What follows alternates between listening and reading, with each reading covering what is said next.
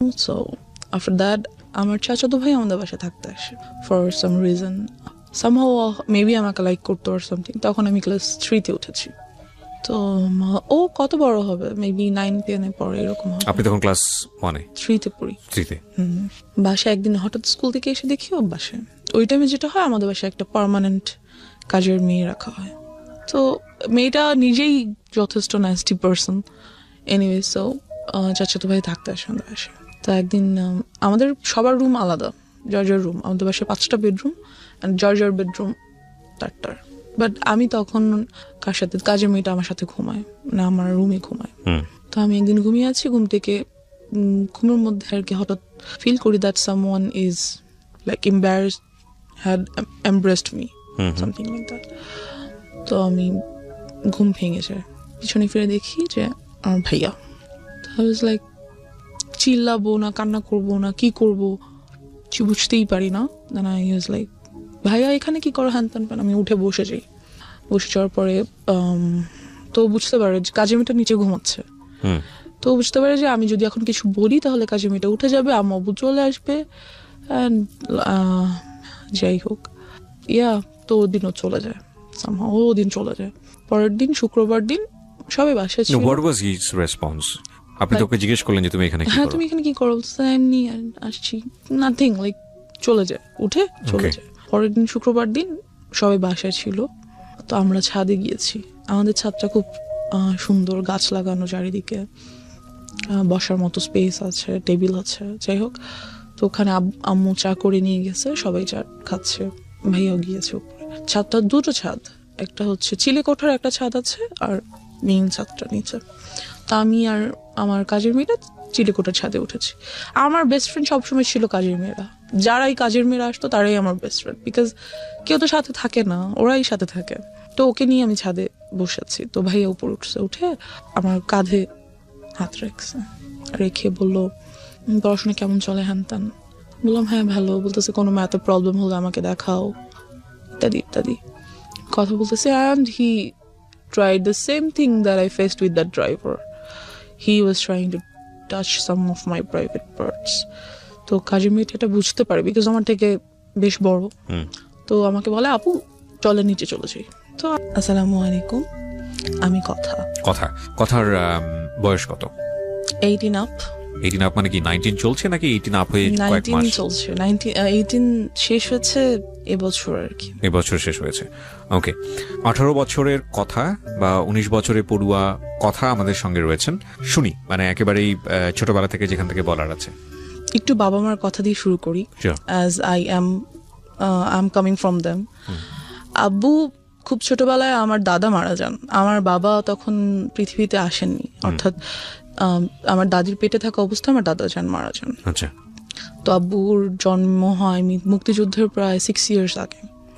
So at that period আমাদের দেশের অবস্থা আনস্টেবল ছিল, অ্যান্ড আব্বুর ফ্যামিলি যথেষ্ট গরিব ছিল বলতে গেলে, যাকে বলা যায়। সো আব্বুর বাড়ি হচ্ছে বরিশাল, অ্যান্ড সেখান থেকে উনি ঢাকায় আসেন। তখন ওনার 13 বছর বয়স যখন উনি ঢাকায় চলে আসেন, বিকজ বাড়িতে কোনো কিছুরই ফ্যাসিলিটিস ছিল না, এখনো নাই, আমরা কখনো যাই না আমাদের বাড়িতে।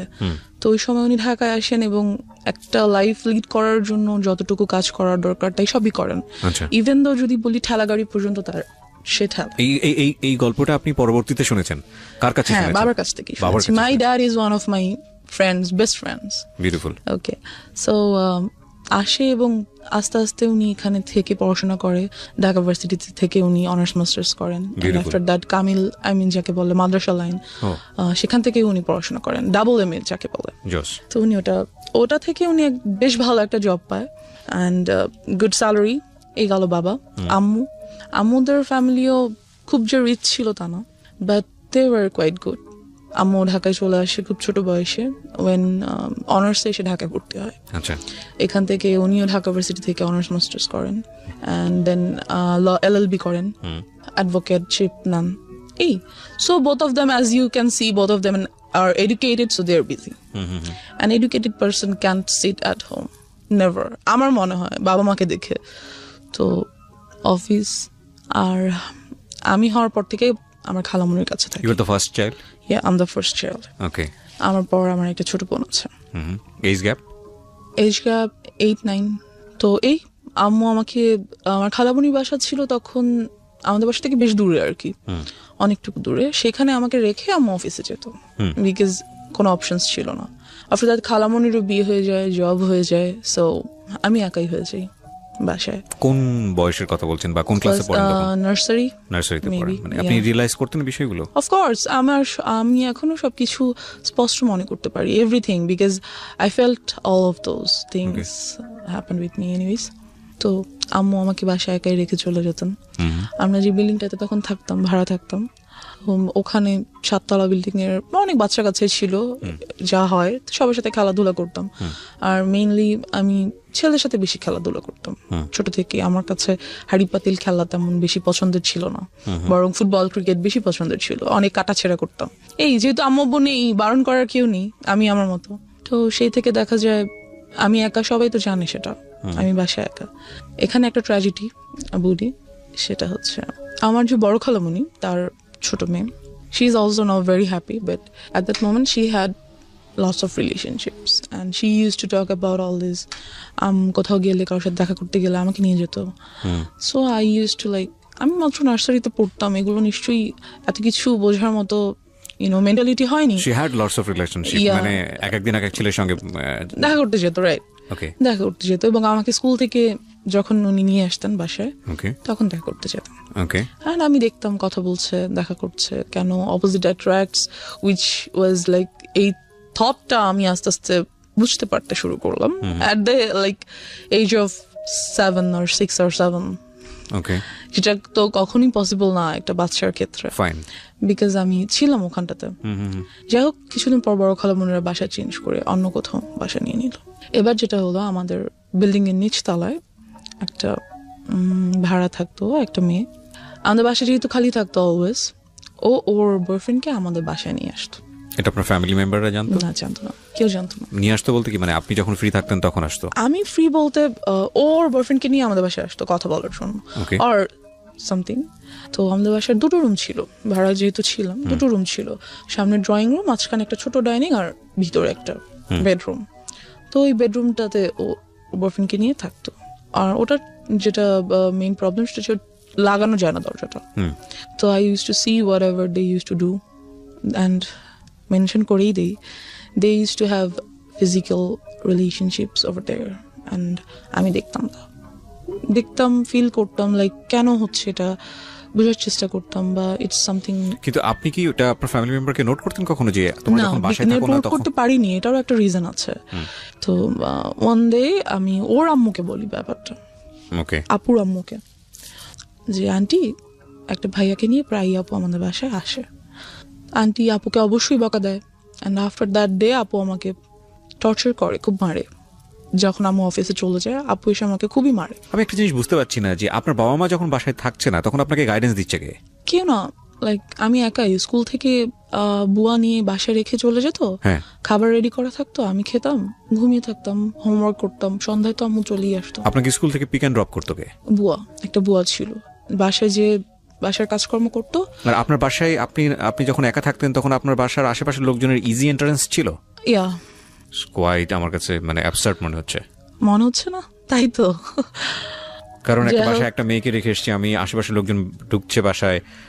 That's one of the faults which my mom and dad did. তারা, এটা একটা ভুল যেটা। আপনি কখনো এগুলো নোটিস করতেন না বাবা মাকে, যে আজকে অমুক এসেছিল বাসায় বা এমুক আসছে?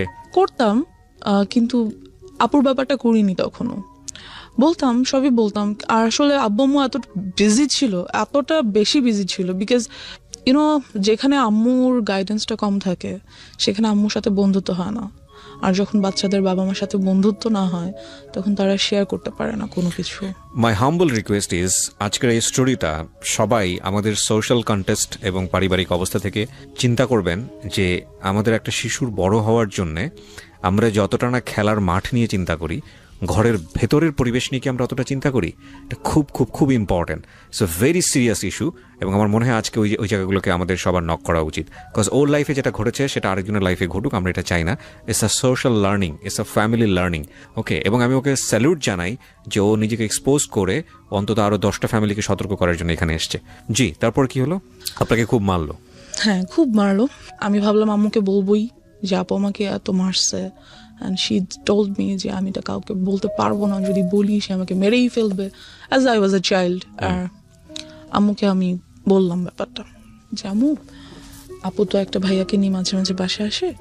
আম্মু জিজ্ঞেস করলে সে কি করে, কেন আসে, তুমি আসতে দাও কেন, গেট লাগিয়ে রাখো না কেন, ঢুকতে দাও কেন? বললো আপু আমাকে খুব মারে, বকা দেয়, না ঢুকতে দিলে খুব রাগ করে। তো আম্মু এই ব্যাপারটা নিয়ে ওনাদের সাথে কথা বললো, ওই আপুর ফ্যামিলির সাথে। বলার পর যেটা হলো যে তুমুল ঝগড়া দুই ফ্যামিলির মধ্যে। ওরা কি খুব পাশাপাশি ছিল আপনাদের? হ্যাঁ, আমরা ছিলাম 4 তলায়, ওরা ছিল নিচতলায়। আচ্ছা। এই তো খুবই ঝগড়া লাগলো। পরবর্তীতে যে আমাদের বাড়িওয়ালা, উনি আমাদেরকেই বের হয়ে যেতে বললো, যেখানে বের হওয়ার কথা ওদের, অ্যাজ ফল্টটা ওদের ছিল, আমার না, বাট আমাদেরকে বের হয়ে যেতে বললো। সো আমরা সামহাও প্রবলেমটা সলভ হলো, ইস্যুটা ঠান্ডা হলো, আপুটার আমাদের বাসায় আসে না। ওকে। এবার যেটা হলো, আমার মেন্টালিটি লাইক ওই জায়গাটা থেকে অনেক আনস্টেবল হয়ে গেল, কি বলবো এটাকে, unbalanced. So I use to think like কেন হচ্ছে এই জিনিসগুলো, বা এগুলো কি, কেন, some kind of curiosity, like of course একটা কিউরিওসিটি গ্রো করলো। আপনি তখন নার্সারিতে পড়েন? তখন আমি 1-এ উঠেছি। ওকে।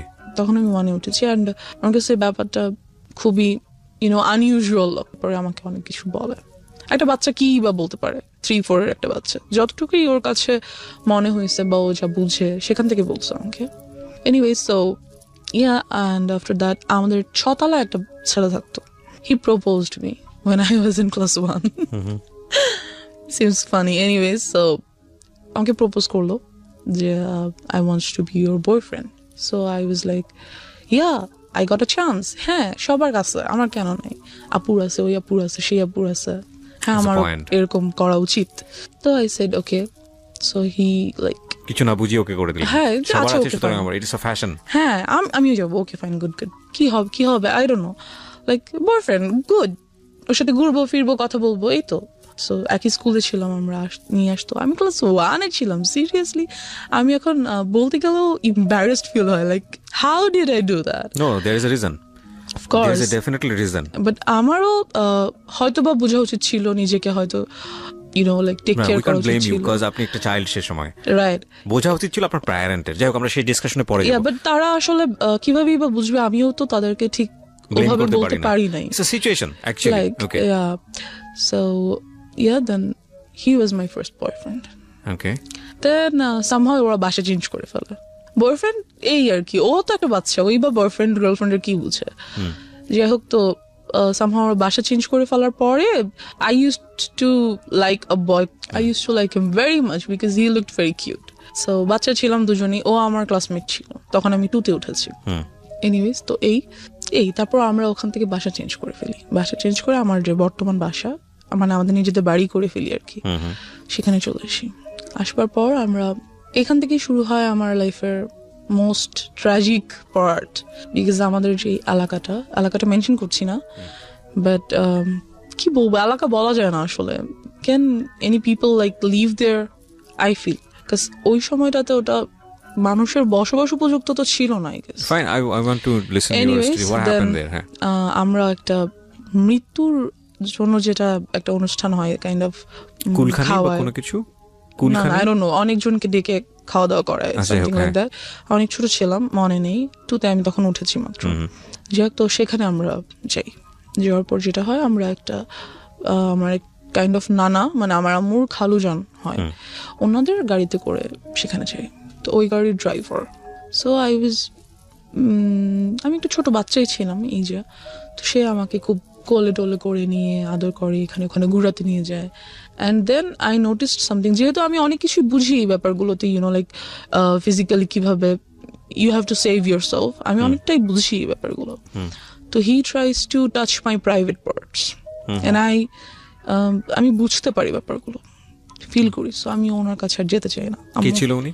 Driver, as I said. আপনাদের ড্রাইভার? নো, যাদের গাড়িতে করে আমরা গেছি, আমার নানা ভাইয়ের driver. Okay. So he tries to like kind of, এটা first embarrassment of your life. এবং এই ঘটনা ঘটার পরে আপনি কি করলেন? তো আমি যেতে চাই না ওনার কাছে, যে না আমি, মানে ওখানেই আমরা আছি তখনও, কিন্তু আমি আম্মুর কাছে চলে যাই যে আমি যাবো না ওনার কাছে। কিন্তু আমি কেন যেন আম্মুকে বলতে পারি না, লাইক আমার সাথে এটা হচ্ছে, আমার এটা ফ্রি ভাবে আম্মুকে বলা উচিত, কেন যেন আমার আম্মু আব্বুর প্রতিও ওই ভরসাটা আসে না যে না আমি বলতে পারি। I don't no Y, but আমি বলতে পারি না। সো আম্মুকে আমি বলি যে আমার ওনাকে ভালো লাগছে না, আমি ওনার কাছে যাবো না। দেন আমরা ওখান থেকে চলে আসি, অ্যান্ড খুবই ট্রিক করে উনি আম্মু আব্বুর নাম্বারটা নিয়ে নেয়, ফোন নাম্বারটা নিয়ে নেয়, যে হ্যাঁ আমরা কোথাও যেতে হলে আমাকে ফোন দিবেন, আসবো হ্যান ত্যান ফ্যান। যদিও উনি কিন্তু আমার নানা ভাইয়ের পার্সোনাল ড্রাইভার। ওকে।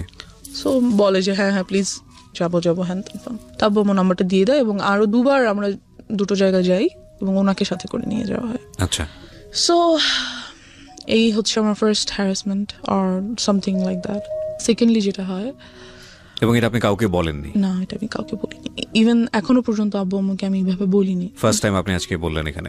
আমি যাই বলছি কাইন্ড অফ ফার্স্ট টাইমে, কাউকে বলিনি। This is very unlucky for us, cause আমাদের সোসাইটিতে, আমাদের পরিবারে চাইল্ড সেক্সুয়াল অ্যাবিউজ এটার যে রেট, এটা খুবই অ্যালার্মিং। আপনারা পত্রপত্রিকায় পড়েন এইসব ঘটনা, খুব এক্সট্রিম লেভেলে যখন চলে গিয়ে একটা বড় ধরনের ক্ষতি হয়ে যায়, তখন সেটা পত্রপত্রিকায় বা সংবাদ টেলিভিশন জায়গাগুলোতে চলে আসে। কারণ বিহাইন্ড দ্য সিন এইগুলো যে কতদিন ধরে এই একটা মেয়ে বা একটা শিশু বা একটা নারী কিভাবে নির্যাতনের শিকার হয়, কিভাবে তাদের মেন্টালি তাদেরকে মানে ভয়ঙ্কর রকমভাবে ড্যামেজ করে ফেলা হয়, আমি জানি না।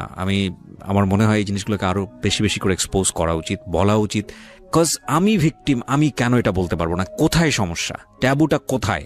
মানে আমাকে কেউ একজন সেক্সুয়ালি হ্যারাসমেন্ট করেছে, আমাকে কেউ একজন ফিজিক্যালি অ্যাবিউজড করেছে, অথচ সেটা নিয়ে আমি সোসাইটিতে মুখ খুলতে পারবো না, সেটা নিয়ে আমি বলতে পারবো না। কি আশ্চর্য মেন্টালিটি! মানে সেটা নিয়ে বললে আমার দিকেই আঙুল তোলা হবে, সেটা নিয়ে বললে আমাকে মনে করা হবে মেয়েটা খারাপ বা ছেলেটা খারাপ বা ওনার ফ্যামিলি খারাপ। কি ভয়ঙ্কর রকম মানে বাজে মেন্টালিটি আমাদের সমাজের। কিন্তু এই যে আমাদের এই মেন্টালিটিটা, এটাই কিন্তু যুগের পর যুগ এই প্রবলেমগুলো কিভাবে জিয়ে রেখেছে।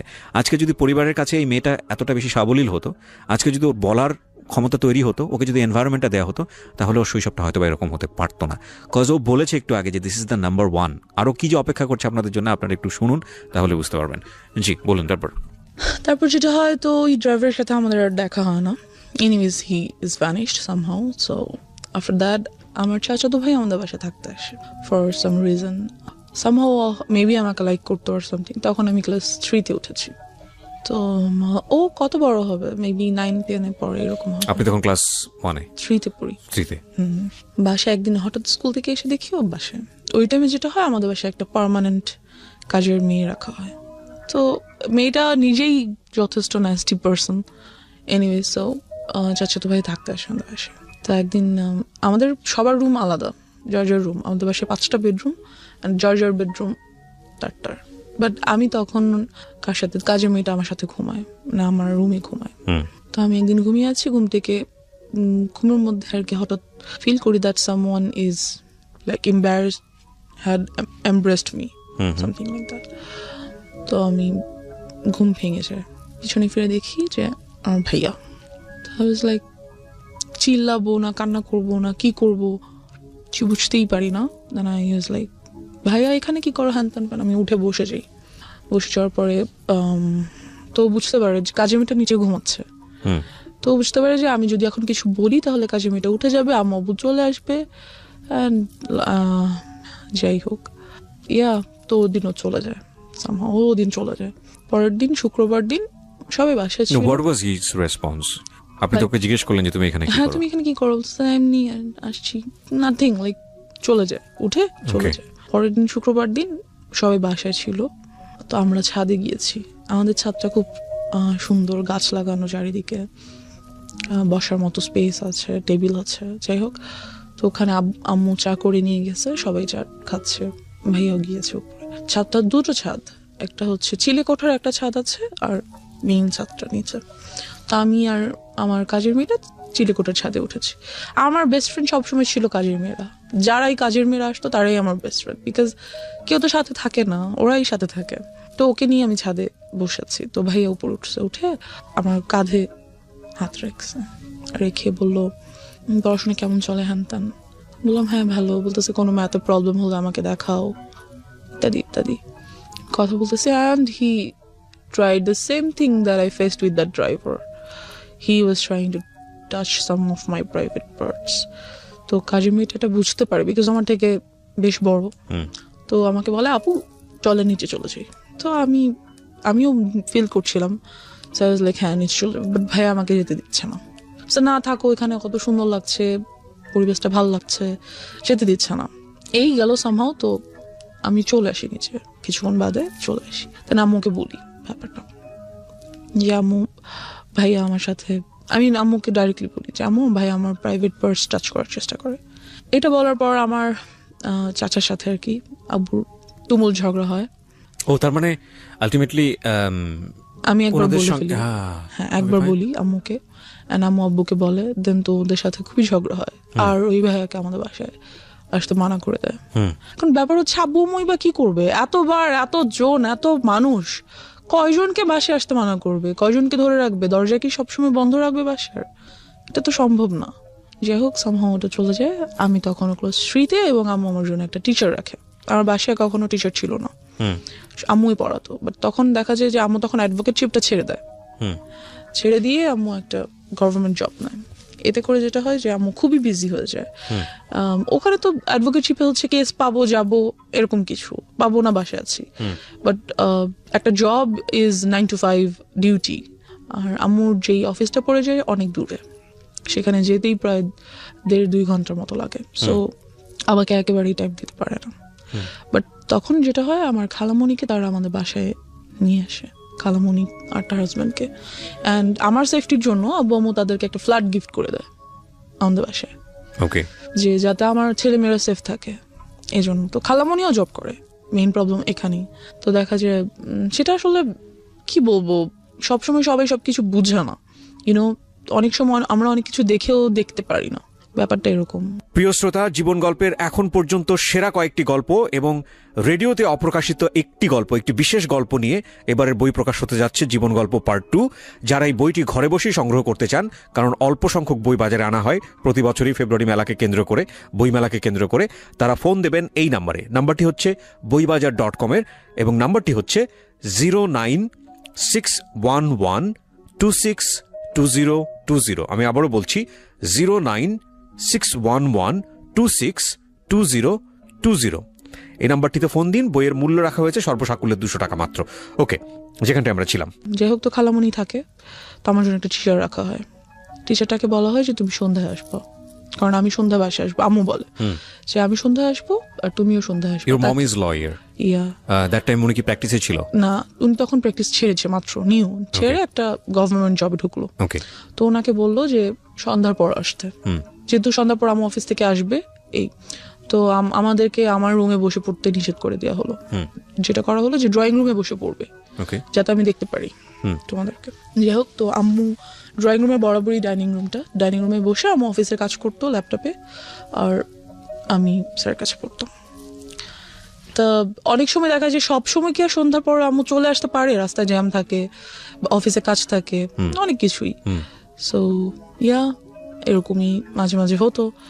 অ্যান্ড আমার স্যারকে খুব ভালো লাগতো, কারণ স্যার আমাকে খুব আদর করতো, খুব সুন্দর করে বুঝাতো, একটা টিচারকে যেভাবে ভালো লাগা উচিত।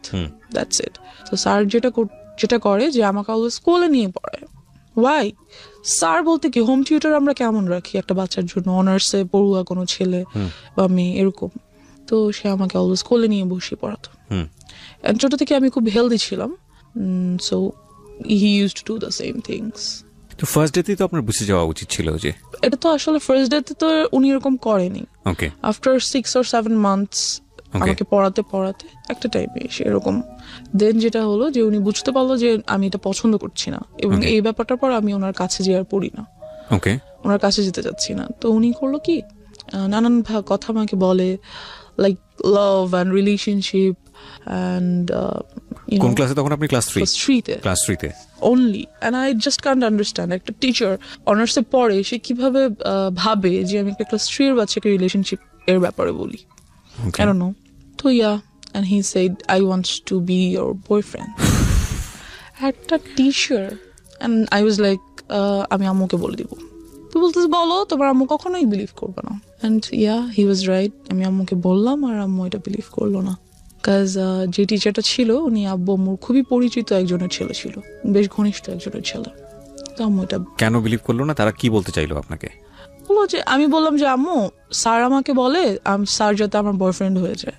তো আমি বললাম আর তোমার সাথে মজা করেছে, something like that. Note this kind of thing please. সাথে মজা করেছে, এটা কিছু না। তুমি স্যার কি এমনিতে তোমাকে কোনো কারণ like must something personal, so I said আমি ওই ব্যাপারে আর কিছু বলতে পারি না।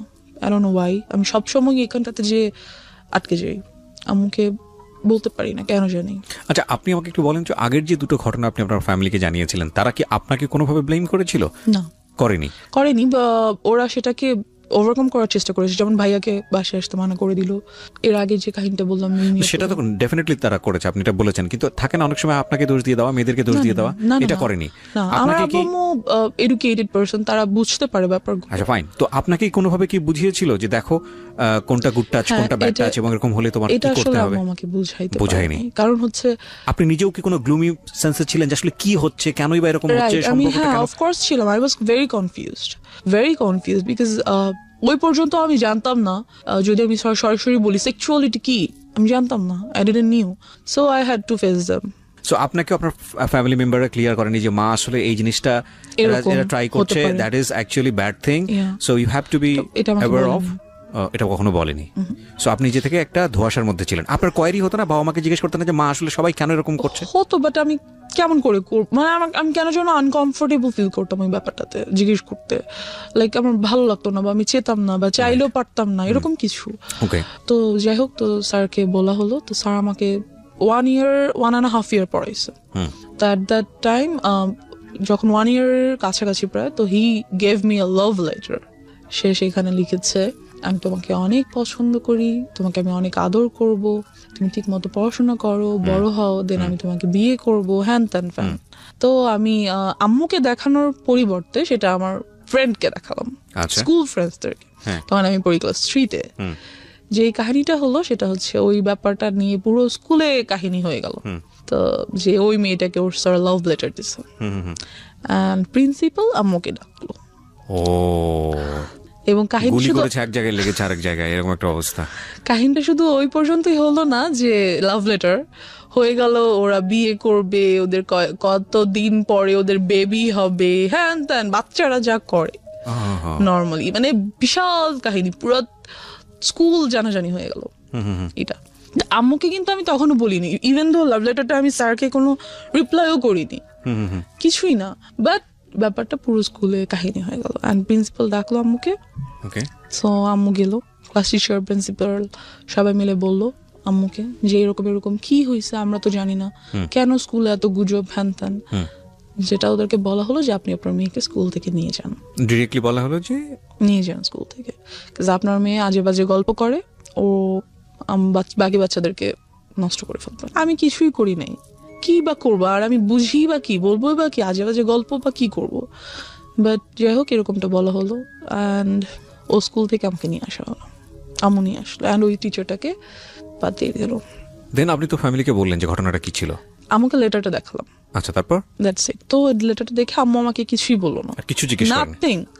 সে জাস্ট টিচারটাকে বাদ দিয়ে দিল। দিয়ে ইট ওয়াজ আ ওয়ান কাইন্ড অফ, আমি জানি না বাবা মায়ের ক্ষেত্রে আমি কি ওয়ার্ডটা ইউজ করবো, because they are just gifted from Allah. But see, আপনি যেদিন প্রথম দিন বলেছিলেন আপনার মাকে যে he wants to love me, ওই সময় যদি সে বিশ্বাস করে স্টেপটা নিয়ে নিত, তাহলে কিন্তু আজকে এইরকম একটা ডিজাস্টার হতো না আপনার লাইফে। সি, এটা কত বড় হচ্ছে। ও কিন্তু আপনারা একটা জিনিস খেয়াল করবেন ভেতরে গিয়ে, আমি বারবার ইন্টারাপ্ট করছি, ও বারবার এম্বারেস ফিল করছে ফ্রম ড্রাইভার, যে গেল ড্রাইভার, বাসায় আসলো কাজিন, আত্মীয় সম্পর্ক, সেও তাকেও বের করে দেওয়া হলো, ইভেন ইট ইজ টিচার, সেও চলে গেল। এবং কোথায় ক্ষতি হলো দেখেন, ওর স্কুল যেখানে ওর ফ্রেন্ডসরা আছে, যেখানে ওর অনেক বড় একটা বন্ডেজ তৈরি হয়েছে, সেখান থেকে ওকে কুইট করে নিয়ে আসতে হচ্ছে। তার মানে ওর এই জিনিসটা সম্পর্কে কিরকম ভয়াবহ একটা সেন্স ওর চাইল্ডহুডে গ্রো করছে। মানে আমরা কিরকম একটা সোসাইটিতে বসবাস করি। ওকে, তারপর? যে স্কুলটাতে আমি ছিলাম ওটা অনেক স্বনামধন্য স্কুল ছিল, আমরা মেনশন করতে চাই না, মেনশন করছি না, অনেক সিনারি বাংলাদেশে এরকম বিহাইন্ড আন্ডার দ্য সিন এরকম। হ্যাঁ, ওখান থেকে এসে আমার এলাকার একটা স্কুলে ভর্তি হতে হলো। ওকে, তো ওখানে ভর্তি হওয়ার পর যেটা হলো যে ওই টিচারটা যাকে আমি বাদ দিয়ে দিয়েছে, সে মাঝে মাঝে স্কুলের সামনে এসে দাঁড়িয়ে থাকে, এন্ড এই ব্যাপারটাও আমি আম্মুকে বললাম।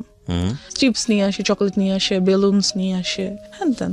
আম্মুকে অনার্সে পড়ুয়া, হ্যাঁ অনার্সে পড়বো, মেবি ফার্স্ট আর সেকেন্ড ইয়ারে পরে এরকম কিছু হবে। যাই হোক, তো নিয়ে আসে। তো আমি আম্মুকে বললাম যে আম্মু স্যার প্রতিদিন এসে দাঁড়িয়ে থাকে, আমাকে নিয়ে যেতে চায়, বাসায় পিছন পিছন আসে, বেলুন দেয়, চিপস চকলেট দেয়, হ্যান দেন। তো আম্মু করলো কি, আমাকে আনা নেওয়া করার জন্য একটা বুয়া রেখে দিল 1,000 টাকা বেতন দিয়ে, যাতে অ্যাটলিস্ট ওই লোকটা না দাঁড়িয়ে থাকতো। এবার যে টিচারটা রাখলো ওর বাবা মা অনেক নিম্নমানের আর কি, খুব গরিব, তারা স্লামে থাকে। ওর বড় আপুর বিয়ে হয়ে গেছে, সেখানে একটা বেবি আছে, হাজবেন্ড ছেড়ে দিচ্ছে, লাইক ওদের ফ্যামিলিতে খুব ট্র্যাজেডি। বাট ওই ছেলেটা খুবই ব্রিলিয়েন্ট, অলওয়েজ স্কলারশিপে পড়াশোনা করছে। এখন অনার্সে যে উঠছে সেটাতে উনি ফ্রি পড়াশোনা করছেন, ইংলিশের teacher. And as you can see I am quite good at English. বলবো just because of him? No, not like that. Not He like teaches that. you. Yeah, he taught me. He taught good, but one more tragedy over here. যাই হোক, তো উনি এরকম কিছুই ছিলেন না, বরং খুবই রাগী, বদমেজাজি অ্যান্ড টর্চারেবল টিচার ছিলেন। পড়া না করে রাখলে মারতেন, এবং প্রচুর মারতেন। কোন ক্লাসে তখন আপনি? আমি তখন ক্লাস 4-এ পড়ছি, প্রায় শেষের দিকে। ওকে। যাই হোক, তো অ্যান্ড একটা টাইমের পরে দেখা গেল যে পড়া না করার জন্য আমার সেক্সুয়ালি হ্যারাসড হতে হবে। মানে কি? So what was the story? Tell me, what was the first day storyটা কি ছিল? যেটা হলো যে আম্মু ওনাকে রাখলো, অ্যান্ড এই টিচারটাকে আর আম্মু রাতে আসতে বললো না, কারণ আম্মু ওনাকে অনেক বিলিভ করতো, অ্যাজ ওর বাবা মা আমাদের কাছ থেকে অনেক ফেভার নিত, অনেক ফেভার নিত। সো আম্মু অ্যাটলিস্ট ভাবছে যে ওর বাবা মাকে আমরা এত ফেভার করি, সেটা আমাদের প্রতি লয়াল থাকবে। বাট এরকম কিছুই হলো না। যাই হোক, তো উনি বাসায় আসতেন অ্যান্ড আমাকে বকা দিতেন। বাসায় কেউ ছিল না, আমার ছোট বোনটা ডে শিফটে পড়ার কারণে সকালে 10টায় বের হতো, আস্তে আস্তে সন্ধ্যা 6টা-7টা বেজে যেত। কোচিং টোচিং করে একবার বাসায় আসতো। তো দেখা গেছে যে আমি বাসায় একা। সো আমার বোনটা বুঝতে পারতো that he is trying to do something with me, and সে সেটা আম্মুকে বলতো। আই ডোন্ট নো কেন আম্মু কেয়ার করে নাই, না কেন আম্মু এটা বুঝতে পারে নাই, আমি জানি না। এনিওয়েজ, সো সে আমাকে পড়া না করার জন্য আমার প্রাইভেট পার্টে মারতো। কিভাবে এক্সপ্লেইন করবো, আই ডোন্ট নো। না, you don't need to. So he used to do all the things which I didn't like at all. What is this? Dude, what are you doing? একটা teacher এরকম করতে পারে না। So সে আমাকে 1 বছর পড়ালো। আমার result অনেক ভালো হলো, বাট আরেক সাইড দিয়ে রেজাল্ট হয়তো অনেক খারাপ হয়ে গেল। আমার mentality or my thoughts were hurt. Then ব্যাপারটা আমি আম্মুকে বললাম না, কিন্তু খালামণিকে বললাম। মানে আর কত বলা যায়? দেন আমি খালামণিকে সব বললাম, এবং খালামণির কাছে খুব কান্নাকাটি করলাম। তো খালামণি বুঝতে পারলো ব্যাপারটা। অ্যান্ড মেনশন করে দিই, খালামণি একজন psychologist. Oh, very good. Psychologist or psychiatrist? Yeah, whatever. I don't know. সে কি ট্রিটমেন্ট করে? না, ছেড়ে দিয়েছে, এটাও নিয়ে ছেড়ে দিয়েছে। সাইকিয়াট্রিস্ট, হ্যাঁ। whatever. So আমি খালামণিকে বলার পরে খালামণি ব্যাপারগুলো আম্মুকে খুব ভালোভাবে শেয়ার করলো। আম্মু যেটা হলো যে বুঝার পরিবর্তে আম্মু খুব রাগ হয়ে গেল যে আমি কি করব, কয়টা টিচার চেঞ্জ করব, একটা আনছি এটাও বলে এটা, আরেকটা আনছি এটাও বলে এটা, সবগুলাকে বাদ দিচ্ছি। এটা কেউ আসলেই এরকম হচ্ছে, না কেউ পড়াশোনা করতে যাচ্ছে না? কি করব, কয়টা টিচার বাদ দিব, টিচার পাবো কোথায়? অ্যান্ড আমাদের যে এরিয়াটা ছিল সেখানে ভালো টিচার পাওয়াও খুব মুশকিলের ব্যাপার ছিল। So she was like fed up, আমি করবোটা কি? বাবাকে বলতে পারছে না, কেন বলতে, সে জানে কেন বলতে চাচ্ছে না বাবাকে ব্যাপারগুলো। অ্যান্ড এই টিচারটাকেও আম্মু বাদ দিয়ে দিল এক পর্যায়ে। যে বাদ দেওয়াতে যেটা হলো, বাদ দিবে আর কি 1 মান্থ পর বাদ দিবে, এরকম, মানে মাসের শেষে তো বাদ দিতে হবে, এরকম কিছু। The biggest tragedy of my life. একদিন স্যার 1টা-1:30টার দিকে বাসায় আসলো। স্যার খুব ভালোভাবে জানে এই টাইমে আমাদের বাসায় কেউ থাকে না, এবং স্যারের বিকেল 5টার আগে আমাদের বাসায় ঢোকার নিষেধ। আম্মু বলে দিয়েছে তাকে যে তুমি আসবে না, বিকেলের আগে বাসায় আসবে না। বিকেলে আমার খালামণি বাসায় চলে আসে আর কি। তো সে যেটা করলো যে 1:30টার দিকে বাসায় আসলো। ওই সময় যেটা কাজের মেয়েটা আমার খালামণির বাচ্চাদেরকে নিয়ে তাদের ফ্ল্যাটে ঘুম পাড়াচ্ছে, আর আমার ফ্ল্যাটে আমি একা। তো কলিং বেল বাজলো, আমি গেট খুললাম। খোলার পর দেখলাম স্যার। বললাম স্যার এখন তো আমি পড়বো না, আমি তো মাত্র স্কুল থেকে এসেছি। তো সে বললো যে আমার আজকে অনেক কাজ আছে বিকালে, এখনই পড়া শেষ করতে হবে, তুমি বই নিয়ে আসো। তো অ্যাজ ইউজুয়াল আমি বই আনতে গেলাম আমার রুমে, যেহেতু আমার রুমে পড়া নিষেধ। কাজ আম্মু ড্রয়িং রুমে, আমার রুমে পড়া নিষেধ ছিল, ড্রয়িং রুমে পড়তে হতো। যাই হোক, তো আমি বই আনতে আমার রুমে যাই, and he enters the flat, আর উনি দরজাটা অফ করে দেয়, মেইন গেটটা অফ করে দেয়। মেইন গেট অফ করে না, মেইন গেটে চাপিয়ে দেয় আর কি, লাগিয়ে দেয়, চিটকরি লাগায় না। অ্যান্ড আফটার দ্যাট আমি আমার রুম থেকে বই আনতে যাই, আর উনিও আমার পিছনে পিছনে আমার রুমে চলে যায়। যেটা উনি করে সেটা হচ্ছে আমার রুমের দরজাটা আটকে দেয়।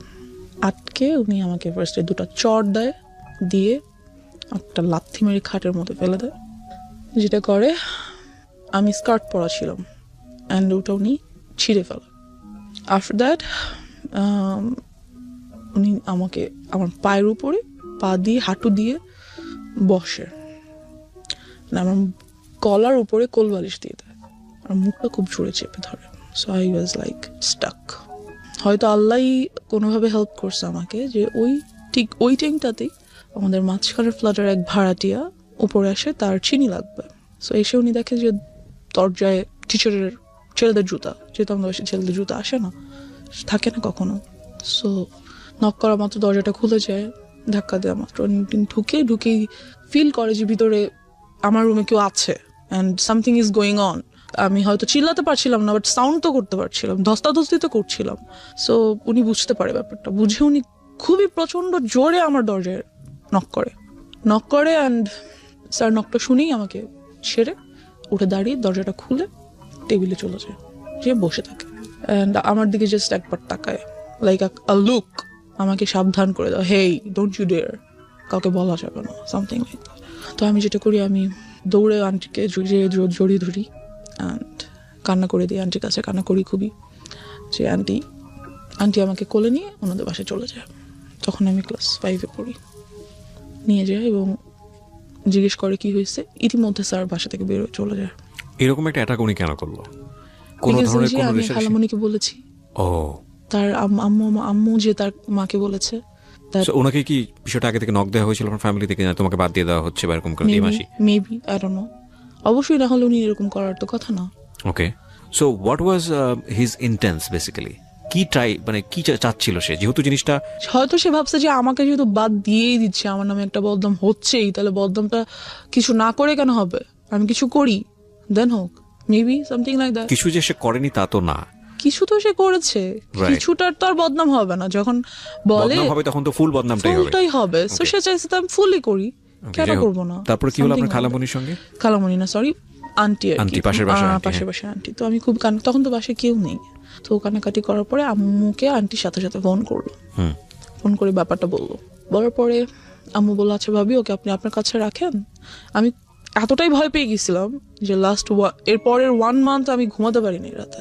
আপনার মা এসে কি করলো? মা এসে কি করবে, খুবই কান্নাকাটি করলো। আম্মু আমাকে জড়িয়ে ধরে, যেটা হলো।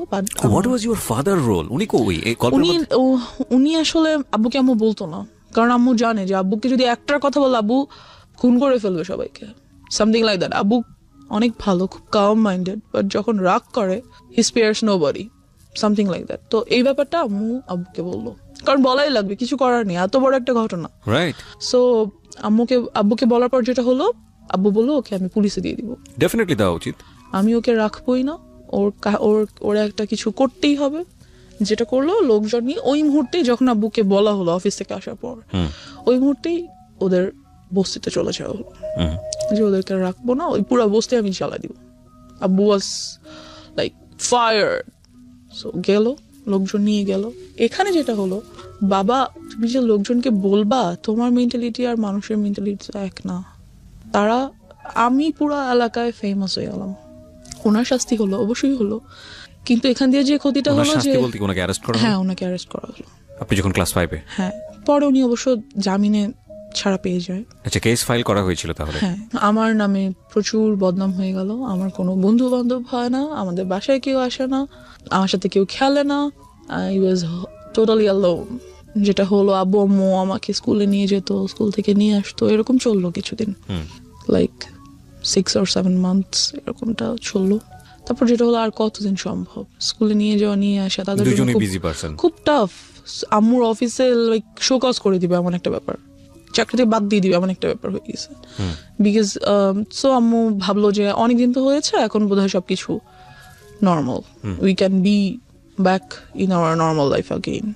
তারপর যেটা হলো, আমাদের বাড়িটা তখন ছিল 3 তলা, এরপর উপরে কাজ ধরা হবে আর কি।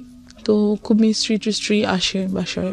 তো আব্বু তো সভাপতি বাসায় থাকেন না, আম্মুও থাকেন না। তো তখন আমি মেবি 6-এ পড়ি। দেন আব্বুর একটা ব্যাপার কি, উনি খুব ইসলামিক মাইন্ডেড, আর উনি সবাইকে এক চোখে দেখে। মিস্ত্রিদেরকে পাশে বসে খাওয়ায়, ভাই, কাউকে কখনো তুমি তুই, নো, অলওয়েজ আপনি, respect. He is a golden soul, heaven soul. আমি কি বলবো, I just love him. Anyways, so এরকমই করতো ওই টাইমটাতে। তো মিস্ত্রি আসতো, তাদেরকে সেভাবে রেসপেক্ট করতো। সবাই এক হয় না, আপনার রেসপেক্টটা সবাই কিন্তু সমানভাবে নিতে পারে না, এটা সম্ভব না। তো আমাদের স্যানিটারি মিস্ত্রি, যে স্যানিটারি সাইটটা দেখতেন, ওখানকার হেড, ওই মিস্ত্রি গ্রুপটার হেড। তো উনি খুবই আসতেন বাসায়, খুবই আসতেন, আর আমাকে খুবই আদর করতেন। তো আমার ছোট বোনটা বাসায় না থাকার কারণে এগুলো থেকে ও খুব দূরে ছিল আর কি। যাই হোক, তো ও বাসায় ছিল না বলতে, ও তো যে বললাম ডে শিফটে থাকার কারণে 10টার দিকে সকালে বের হতো। ও আচ্ছা আচ্ছা, বাসায় ছিল না মনে হচ্ছে, যে তখন অন্য বাইরে স্কুলে ছিল। সো ওই ব্যাপারগুলো খুব একটা ফেস করতো না। তো ওই আঙ্কেলটা আসতো বাসায়, আমাকে আদর করতো, চকলেট নিয়ে আসতো, হ্যান ত্যান। একদিন যেটা হলো, রাতে উনি আসছে সাইড ভিজিটের জন্য, যে কিছু একটা প্ল্যান আছে ওনার, এটা বাবাকে বলবে। তো আমরা উপরে গিয়েছি, আম্মু, আব্বু, আমি, আমার ছোট বোন যায়নি, আমরা 3 জন গিয়েছি। তো উনি বলতেছে ব্যাপারগুলো। তো আব্বু সামহাও কিছু কারণে নিচে গিয়েছে, তো উনি আমাকে কোলে নিয়েছে। আমি কিন্তু তখন 6-এ পড়ি প্রায়। কোলে নেওয়ার মতো না, অনেক হেলদি, বেশ বড় হয়েছি, কোলে নেওয়া যায় না। তো উনি আমাকে কোলে নিল, আমি উঠবো না, উনি আমাকে জোর করে কোলে নিয়েছে, না আসো আম্মু, হ্যান ত্যান। উনি যেটা করলো, খুবই বাজেভাবে একটা কাজ করলো আমার সাথে, দ্যাট বলতে চাচ্ছি না। He did something very nasty, very nasty. And আমি ওই মুহূর্তে কান্না করে দিলাম, ওনার কোল থেকে লাফ দিয়ে কাইন্ড অফ আমার হাঁটুর উপর পড়ে গেলাম। অ্যান্ড আম্মু গেল, কি হয়েছে। আঙ্কেল বললো যে না কিছু হয় নাই, আমার হাতে তো ঘড়ি ছিল, ঘড়ি তো বোধহয় ওর গায়ে লাগছে। আমি খুব কান্না করতেছি। আম্মু বললো, কি হয়েছে আম্মু, চলো নিচে নিয়ে আসলো আমাকে। যেটা হলো, ওদিন রাতে আমি আম্মুকে কিছু বললাম না, ঘুমিয়ে গেলাম। পরের দিন থেকে উনি এলাকায় নেই, ওনাকে আর পাওয়া যাচ্ছে না, বিকজ উনি বুঝতে পারছে যে আমি আম্মুকে বলবো, উনি আর এলাকায় নেই। তা আমি ব্যাপারটা আম্মুকে কিছুটা বললাম, সো ওনাকে তো আর পাওয়াই গেল না, কি আর করার। এই সব কিছু দিয়ে চলে গেল, এই হয়ে গেল হ্যারাসমেন্টের সাইড শেষ। এবার আমার নিজের ফল্টের সাইডগুলো চলে আসছে। তো আমি 7-এ পড়ি, আর এলাকার স্কুলে পড়ি, অ্যান্ড আমি খুব happy at that time. So and আমার বিরুদ্ধে যে রিউমার্সগুলো ছড়াইছিল, ওগুলোও কাইন্ড অফ ভ্যানিশড। সবাই জানতো যে আমি খুব বাজে, খুব ফাজিল। আর যেহেতু আব্বু নাই, বারণ করার কেউ নাই, ছেলেদের সাথে যে ক্রিকেট খেলতেছি, ওদের সাথে যে ফুটবল খেলতেছি, ছাদে বৃষ্টি হলে ভিজতেছি, নাচতেছি, তো এটা ছিল কাইন্ড অফ লাইক, এই ধরনের মেয়েরা খুব বাজে হয়, এদের কাছে মেয়েদের সাথে এরা মিশতে পারে না, ভালো মেয়েদের সাথে এরা মেশে না। সো আমার মেয়ে বন্ধু কোনোদিনও হয়নি, কাজ যার সাথে না ওর সাথে চলা যাবে না, ও খারাপ, এমন একটা ইমেজ তৈরি হয়ে গেল আমার। সো আমার সব ছেলে বন্ধু, ওদের সাথে ওরা যা খেলে আমার তাই খেলতে হয়, সারাদিন তো বাসে বসে থাকা সম্ভব না। তো এই খেলাধুলা যাই হোক, এক পর্যায়ে যেটা হলো, আমাদের এক সিনিয়র ভাইয়া, উনি আমাদের সাথে ক্রিকেট খেলতো। তো উনি যেটা করলো, উনি বললো যে তোমাকে আমার খুব পছন্দ হয়েছে, I want to be in a relationship with you. Then I was like, কিছু বললাম না, ভাবলাম কি করবো, হ্যান ত্যান। তো আমার বেস্ট ফ্রেন্ড ওকে বললাম, তো খুব হাসাহাসি করলো, যে সিনিয়র ভাইয়ের সাথে রিলেশন করবি, তাতে তুই আমাদের আপু হয়ে যাবি না, এরকম কিছু না। তো আমি খুব, ওর কথাটাতে আমি খুব মজা পেলাম, ওয়াও, আমি তোদের আপু হয়ে যাবো, great, then I must do that. So আমি ওনার প্রপোজালটা অ্যাকসেপ্ট করে ফেললাম। যেটা হলো যে একদিন উনি ছাদে আসলো আমাদের দরজার মেইন গেট নর্মালি বন্ধ থাকে, বাট সামহাউ ওদিন আই ডোন্ট নো কীভাবে আসছে, ছাদে আসলো, এসে আমাকে আমাদের বাসার নাম্বার, আমার তখন ফোন নেই, বাসার নাম্বারে কল করবো, যেটা বাসা অলওয়েজ আম্মু রেখে যায় ফর সেফটি। কল দিল, দিয়ে বললো যে আমি ছাদে এসছি, তুমি ছাদে আসো। তো আমি ছাদে গেলাম, যাওয়ার পর he tried to kiss me, and এই ব্যাপারটা আমার কাছে অনেক নাস্টি ছিল, because I don't like it. Because আমি ছোটো থেকে ফিজিক্যালি অ্যাটাচড হওয়ার ব্যাপারগুলো আমার কাছে এতটাই ভয়ানক যে আমি এগুলো নিতে পারি না। অ্যাকচুয়ালি ও যখন শুরু করে তখনও বলছিল যে এবার শুরু হচ্ছে আমার ফল্ট। আমি মনে মনে ভাবছিলাম যে নো, এতক্ষণ ধরে যেই কজটা ছিল সেটার ইফেক্টটা শুরু হচ্ছে। So that is the thing, যে ওর পার্সোনাল লাইফে কত বড় ক্ষতি হয়ে গেছে, যে ও ওই পার্টটাকে মনে করছে জীবনের সবচেয়ে বিভীষিকাময় পার্ট। এবং আমরা আজকে এই বিষয়টাকে খুব ওপেনলি এখানে ডিসক্লোজ করছি দুটো কারণে। এক, বাবা মা যারা আছেন, ফ্যামিলিতে যারা অভিভাবক আছেন, তাদের প্রতি আমাদের একটা বিশেষ মেসেজ হচ্ছে যে আপনি যাই করেন না কেন জীবনে, যত পয়সা আর্ন করেন, যত বেশি বিজি থাকেন, হোয়াট ফর, কেন করেন? বিকজ আপনার সন্তানরা তো এসে ওই লিগেসিটা ধরবে, বিকজ আপনার সন্তানদের জন্যই তো সেই সন্তানকেই যদি আমি প্রপারলি বড় করতে না পারি, বা তার যদি একটা কমফোর্ট এনভায়রনমেন্ট আমি এনশিওর করতে না পারি, তাহলে এই পরিশ্রম, এই পয়সা কিসের জন্য? প্রথম কথা হচ্ছে এটা। সো এটার প্রায়োরিটি অবশ্যই জরুরি, 1। 2 নম্বর হচ্ছে যে যারা আজকে অ্যাডাল্ট না বয়সের দিক থেকে, এবং অনেকেই হয়তো বা শুনবে রেডিওতে, তাদেরকে বলবো স্পিক আউট, বলো। কারণ এটা একটা মেয়ের ঘটনা না বাংলাদেশে, এটা একটা শিশুর ঘটনা না বাংলাদেশে, এরকম অসংখ্য মেয়ে, অসংখ্য শিশু, অসংখ্য নারীর ঘটনা এগুলো। হ্যাঁ, কারণ কেউ স্পিক আউট করে না, আমাদের সোসাইটিতে এগুলোকে ট্যাবু মনে করা হয়। আমি বলতে চাই আজকের অনুষ্ঠান দিয়ে দ্ব্যর্থহীন কণ্ঠে যে তোমরা বলো, তোমাদেরকে স্পিক আউট করতে হবে। কিছুদিন আগে আমি দেখলাম সোশ্যাল মিডিয়াতে মিটু আন্দোলন হলো। মিটু আন্দোলন এটা অন্য একটা জিনিস, আমি যদিও এটাকে আমি মনে করি যে ইয়াস, এভাবে বলতে হবে, ডেসপার্টলি আসতে হবে। এবং সেই জায়গাটা থেকে আমি মনে করি যে পুরো দুনিয়াকে না জানালেও অন্তত ফ্যামিলিকে জানাও, ফ্যামিলি মেম্বারদেরকে খুব ডেসপারেটলি বলো। ও তো বলেছে, কিছু কিছু ক্ষেত্রে বলেছে, তারপরেও ওকে এতটা হ্যাসল ফেস করতে হয়েছে। কিন্তু আমি জানি এরকম অসংখ্য শিশু আছে, অসংখ্য কিশোর কিশোরী আছে যারা কখনো স্পিক আউট করে না। সারাটা জীবন ধরে তাদের মধ্যে এটা ট্রমা হয়ে যায় এবং তারা সারাটা জীবন ধরে এটা বয়ে বেড়ায়। তো সেই জায়গাটা থেকে আমি রিকোয়েস্ট করবো সবাইকে, প্লিজ স্পিক আউট। ওকে, হ্যাঁ বলো। তারপর তো যেটা হলো যে আমার ওটা ভালো লাগলো না ব্যাপারটা, ওর বিহেভিয়ারটা। সো আমি টোটালি বললাম যে I am not liking your behaviour, so I am not going to be in a relationship with you anymore. So I broke up with him. Okay, just because of this reason? Yeah, because I don't like it. আমার কাছে relationship মানে কি, সম্পর্ক তো সবার সাথেই হয়। বাবা মা আমার একটা সম্পর্ক, বন্ধু বান্ধব আমার একটা সম্পর্ক, এটাও তেমন একটা সম্পর্ক। So I just don't like it. After that যেটা হলো, ব্রেকআপ তো হইলো, বাট ও তো এলাকার বড় ভাই, so it's not good for me. ব্রেকআপটা হয়তো আমার জন্য ভালো না। যেটা করলো, অলওয়েজ আমাকে ডিস্টার্ব করতেছে, রাস্তায় বের হতে পারছি না, বাজে কমেন্টস হচ্ছে, কি বলবো, এই আমার গায়ে ইট ছুটে মারতেছে, ওদিক থেকে রং দিচ্ছে গায়ের মধ্যে, বেরোতেই পারতেছি না রাস্তায়, কুকুর ছেড়ে দিচ্ছে পিছনে। What are all this? Just because I broke up with you? Why? আমাকে তোমার যেমন প্রপোজ করার রাইট আছে, আমারও তোমার প্রপোজাল রিফিউজ করার রাইট আছে। এটা তুমি করতে পারো না।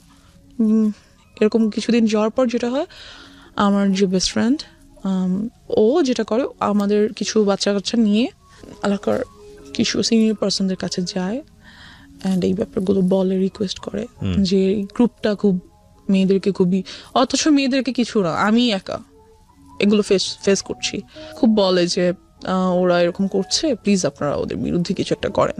যাই হোক, তো সামহাও ওই ছেলেটা মেবি এরিয়া চেঞ্জ করে অন্য কোথাও বাসা নিয়ে নেয়। এবার যেটা হয়, আমাকে একটা ছেলে প্রপোজ করে, প্রপোজ তো না ঠিক, ব্ল্যাকমেইল করে for to be in a relationship with him. Like ওর বাবাও একজন অ্যাডভোকেট অ্যান্ড ওর আম্মু হাউস ওয়াইফ, ওর বড় দুটো বোন আছে, দুজনেই এডুকেটেড। বলতে গেলে ওর ফ্যামিলিটা খুব ভালো, বাট ও জানি না কেন এমন হয়েছে, সম্পূর্ণ বিপরীত এবং বিকৃত মস্তিষ্কের একজন মানুষ আমার মনে হয়। বিকজ ও যেটা করতো, আমাকে প্রপোজ করে কয়েকবার, আমি বারবার রিফিউজ করে দিই, because he looked so ugly first, second his behaviour was so nasty, so I didn't like him at all. সব থেকে বড় কথা হচ্ছে, অলওয়েজ এলাকায় আমি যখনই বেরোতাম দেখতাম সিগারেট খাচ্ছে, এটা আমার অনেক অপছন্দ ছিল ওই টাইমটাতে। So I refused his proposal. একদিন যেটা হলো, রিক্সা দিয়ে যাচ্ছি, চলন্ত রিক্সা লাফ দিয়ে উঠে পড়লো, you have to accept my proposal anyhow. মানা করে দিলাম। ফোন করেছে, কোথায় তুমি? আমি কোচিংয়ে। বেরোও, আমি রাস্তায় দাঁড়িয়ে আছি। বেরোয় দেখি মেইন রোডের রাস্তার মাঝখানে দাঁড়িয়ে আছে, আমি মরে যাবো তুমি যদি আমার প্রপোজাল অ্যাকসেপ্ট না করো। I was like, let him die. I was like, whatever. দেন যেটা করলো, ওর আব্বুকে দিয়ে আমাকে ফোন করালো। মানে চিনতে ভুল করেছে, মানে থাকে না ওর কমন সেন্স মনে হচ্ছে আসলে আমার একটা দয়াট মায়া হবে, and I think she will fall in love with me, that's why ও মাঝখানে দাঁড়িয়ে আছে। বাট সব গাল তো একরকম না, খুশি হয়ে যাবে অনেকে। আই থিঙ্ক আপনি খুশি হয়ে গিয়েছেন, ঠিক আছে, আপদ বিদায় হবে যদি আজকে কিছু একটা হয়েই যায়। Kind of like that, yes, because O always পিছনে, আমি যেখানে যাচ্ছি সেখানে। ওয়াই? এনিওয়েজ, তোর আব্বুকে দিয়ে আমাকে ফোন করালো। তোর আব্বু ভাবলো যে যাক, একটা ভালো মেয়ের সাথে যদি ফ্রেন্ডশিপ হয়, মেবি ও আস্তে আস্তে চেঞ্জ হয়ে যাবে। তো ওর আব্বু ফোন দিল আমাকে, দিয়ে বললো যে আম্মু, আমার ছেলেটা তো তোমার সাথে ফ্রেন্ডশিপ করতে চাচ্ছে, বলছে আমি ফ্রেন্ডশিপ করতে চাই। আব্বু তো আর বলতে পারে না যে আমি রিলেশনে যাব। তো বাবা কেন ফোন দিয়ে সেটা ইন্সপায়ার করবে? আই ডোন্ট নো, ওর আব্বু আমাকে ফোন করলো এনিহাউ। আই থিংক ও ফোর্স করেছে ফ্যামিলিতে, যে কোনো ভাবে হোক ওটা করেছে যে তোমরা এটা ম্যানেজ করো, আদারওয়াইজ আমি একটা কোনো কিছু করে ফেলবো। করবো, হ্যাঁ। তো ওর আব্বু আমাকে ফোন দিয়ে বললো যে আম্মু তো তোমার সাথে ফ্রেন্ডশিপ করতে চাচ্ছে, তো তুমি ওর সাথে ফ্রেন্ডশিপ করো, দেখো না আমার ছেলেটা অনেক ভালো, ও অনেক লক্ষ্মী ছেলে, হ্যান ত্যান। তা আমি কি বলবো আঙ্কেলকে? আমি বললাম আঙ্কেল আমার আম্মু ওর সাথে কথা বলতে নিষেধ করেছে। তখন আমি কিসে পড়ি, ক্লাস 8-এ পড়ি, 7-এ পড়ি, 7-এর শেষের দিকে। তো সামহাউ আমি ওর সাথে ফ্রেন্ডশিপ করলাম। আমি বললাম no, I can't go with a relationship, but I can be your friend. সে ওখানে ওর যেটা মেইনিয়া ছিল, সে খুব সুন্দর গিটার বাজাতে পারতো, গান করতে পারতো। ওকে প্রিয় শ্রোতা, গল্পের মাঝখানে ছোট্ট একটা পজ দিচ্ছি সবার জন্য অ্যানাউন্সমেন্ট। জীবন গল্পের পার্ট 2 বইটি বাজারে আসতে যাচ্ছে খুব শীঘ্রই। যারা অ্যাডভান্স বুকিং দিতে চান, কারণ অল্প সংখ্যক বই আমরা বাজারে আনি প্রতি বছরই ফেব্রুয়ারি মাসকে কেন্দ্র করে, যারা অ্যাডভান্স বুকিং দিতে চান এবং ঘরে বসে পেতে চান নামমাত্র মূল্যে, বইটির মূল্য রাখা হয়েছে মাত্র 200 টাকা। তাদের জন্য আমি বলে দিচ্ছি নাম্বারটি, এই নাম্বারে ফোন করে আপনাকে অ্যাডভান্স বুকিং দিতে হবে এবং এই নাম্বারটি 24 ঘন্টা খোলা থাকে, চাইলে আপনি এই মুহূর্তেই ফোন করতে পারেন।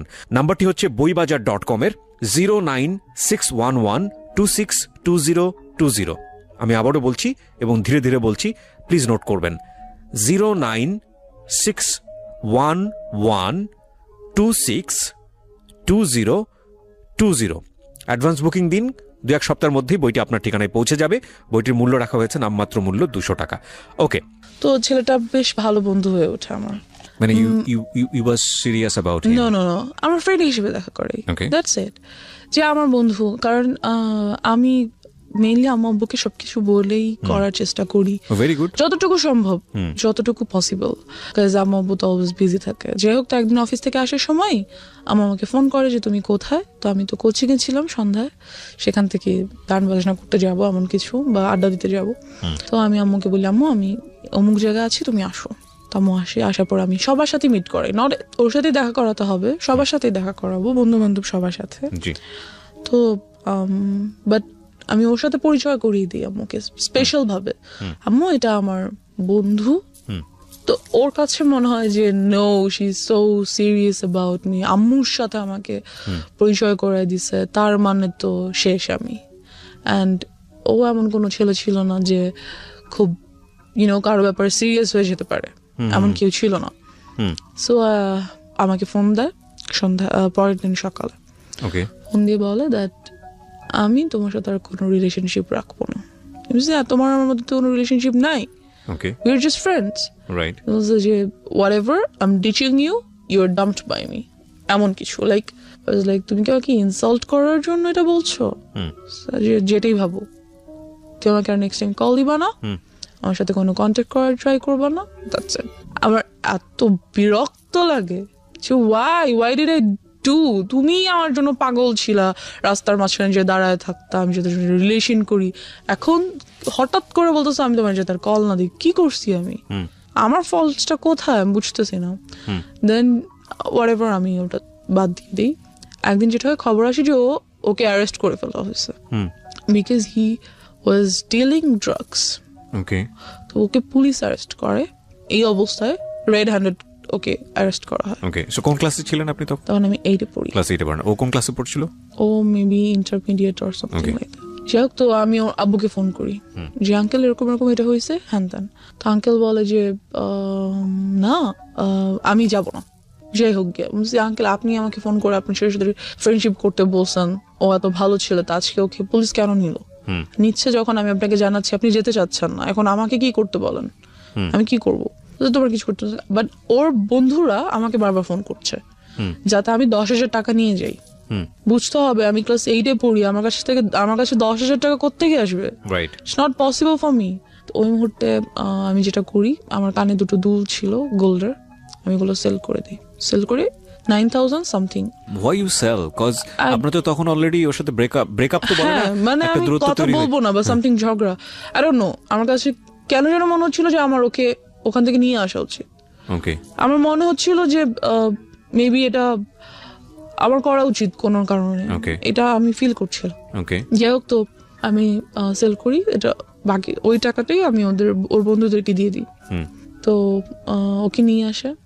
দেন যেটা হয় যে ওর কাছে অনেকগুলো ড্রাগস প্রোডাক্টস ছিল, লাইক কিছু ট্যাবলেটস ছিল, pink, green, yellow, those are kind of ইয়াবা। আর কিছু আর বটল ছিল, ইনজেকশন মেডিসিনের যে বটল। পুলিশ পেয়েছে ওর কাছ থেকে? হ্যাঁ। নাকি আপনি পরবর্তী? না, ওগুলো আমাকে, ওগুলোর বাসায় ছিল। আচ্ছা। ওকে তো জামিন দিয়ে নিয়ে আসা হয়, বাসায় নিয়ে এসে। আপনি টাকা নিয়ে কোথায় যান?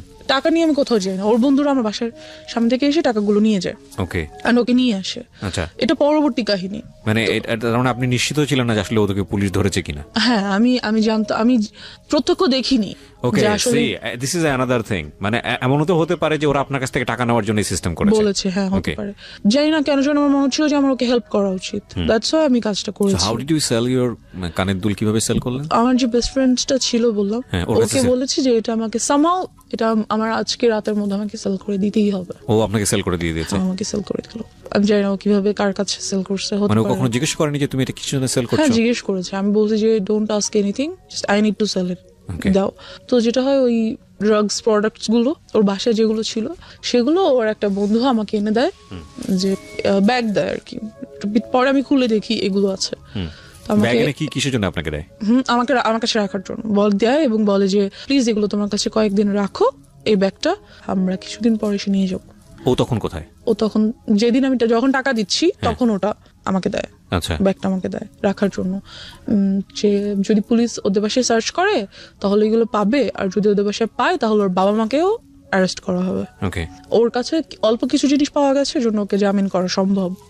আর যদি এগুলো পায় তাহলে অনেক প্রবলেম হবে, সেটা হয় আমাকে দিয়ে যায়। তো ওরাতে ওখান থেকে আমি কিছু জিনিস আমি রেখে দিই। কি মেন্টালিটিতে এটা করেছি, কেন ভালো লাগলো, আই ডোন্ট নো। কেন রাখলাম? যেগুলো ড্রাগ না, আমি জানতাম না ওগুলো কি, বাট আমি রেখেছি। কেন রেখেছি আই ডোন্ট নো। আমার কাছে মনে হলো যে আমার রাখা দরকার, বা আমি রাখি। ইট ওয়াজ ইন আ ফ্লো, আমি রাখলাম জিনিসগুলো কোনো কারণে। তো রেখে দিলাম। রাখার পর ওরা কিছুদিন পরে সে ব্যাগটা নিয়ে গেল, কথাবার্তা বলি না। যাই হোক, তো এবার ড্রাগস কিভাবে নিলাম সেটা তো চলে আসি। ওগুলো আমার কাছে ছিল বেশ অনেক দিন। আমি ওগুলো রেখে দিয়েছিলাম, কিন্তু খুলিনি, ধরিনি, কিছুই না। যেটা হয় যে একদিন রাতে আম্মু আমাকে খুব বকা দিচ্ছিল। তখন আম্মু আমাকে একটা ছোট সেলফোন কিনে দেয়, ছোট্ট একটা, যাতে কোচিংয়ে গেলে বা কোথাও গেলে কথা বলা যায়। তো ওটা আমি টিপাটিপি করছিলাম, মেসেজেস দেখছিলাম। তো আম্মু এসে দেখে আমি বইয়ের সামনে রেখে ফোন ইউজ করছি। তো আম্মু খুব বকা দেয় আমাকে, প্রচন্ড বকা দেয়। অ্যান্ড আমার পাস্ট নিয়ে অনেক কথা বলে, লাইক কখনোই তোমাকে নিয়ে আমি কোনো শান্তি পাই নাই, তুমি সবসময় আমাকে প্রবলেমস ক্রিয়েট করছো আমাদের লাইফে, তুমি এটা করছো সেটা করছো, হ্যান ত্যান, খুবই বকাবকি করে। তো এক পর্যায়ে আমি আমার উপর খুব চিল্লাই, ইট ওয়াজ মাই ফল্ট অর সামথিং, আমি করেছি ইচ্ছা করে, সামথিং লাইক দ্যাট। তো আম্মু যেটা করে, আমার ফোনটা নিয়ে ভেঙে ফেলে অ্যান্ড আমাকে রুম বাইরে থেকে লাগিয়ে চলে যায়। খুব বিরক্ত লাগে ব্যাপারটা, আমার খুব মেজাজ খারাপ লাগে যে আমি কেন আমার সাথে এই কাজটা করলো উইদাউট এনি রিজন। হঠাৎ করে এসে ফোনটা নিয়ে ভেঙে আমার সাথে রাগারাগি, চিল্লাচিল্লি। আমি তো কিছু করিনি। কোন ক্লাসে তখন? আমি তখন ক্লাস 8-এ। আমার তখন টেস্ট পরীক্ষা সামনে, 8-এর টেস্ট পরীক্ষা চলছে। পরের দিন আমার ইসলাম শিক্ষা পরীক্ষা, এরকম কিছু। যাই হোক, তো আমি পড়ছিলাম, but phone that's why maybe আমার রাগ করছে যে পড়ার টাইমে ওয়াই আর ইউ। ঠিক আছে, সেটা তুমি বকা দিতে পারো যে ফোন কেন নিয়ে রেখেছো, বাট শি ওয়াজ লাইক তুই এটা করছিস ওটা করছিস।